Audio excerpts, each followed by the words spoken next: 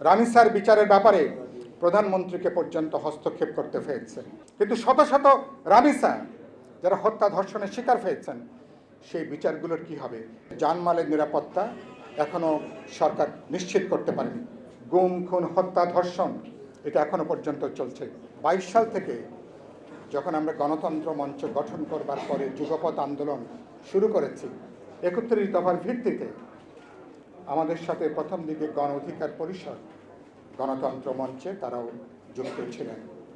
পরবর্তীকালে তারা যুক্ত থাকতে পারেননি, আমরা 6 দল মিলে। কিন্তু আন্দোলনে আমাদের যুগপথের যে লড়াই, সেই লড়াইয়ে বিপ্লবী ওয়ার্কার্স পার্টি, গণতন্ত্র মঞ্চ, গণ অধিকার পরিষদ সহ আমরা প্রায় 39টা, পরে আরও 2-3টা দল, প্রায় 42-43টা দল আমরা এই লড়াইয়ের মধ্য দিয়ে সেই জমিনটা তৈরি হয়েছে। খুবই দুর্ভাগ্যজনক, যখন কোনো যুদ্ধে হেরে গেলে হেরে যাওয়ার দায়িত্বটা কিন্তু কেউ আর গ্রহণ করতে চায় না। যখন লড়াই যখন জেতে, কোনো যুদ্ধে যখন জেতে, তখন সবাই তার ভাগিদার হতে চায়।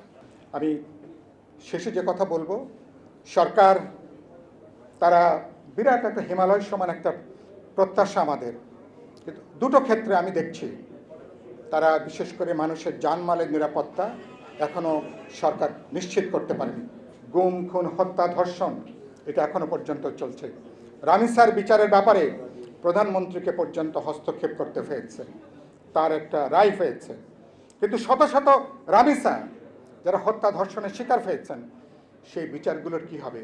সেগুলোকে 1 মাসের মধ্যে তার কি চার্জশিট হবে? তার কি বিচারের জায়গাটা কি যাবে? এই প্রশ্ন নাগরিক হিসেবে সবার উত্থাপন করা দরকার। আপনি একটা উদাহরণ তৈরি করেছেন, তাহলে বাংলাদেশে তাহলে সবার ক্ষেত্রে সে জায়গাগুলো যাওয়া দরকার।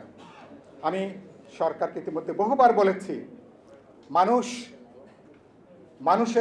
এখনো পর্যন্ত সরকারকে সময় দিচ্ছেন, এখনো 6 মাস হয়নি।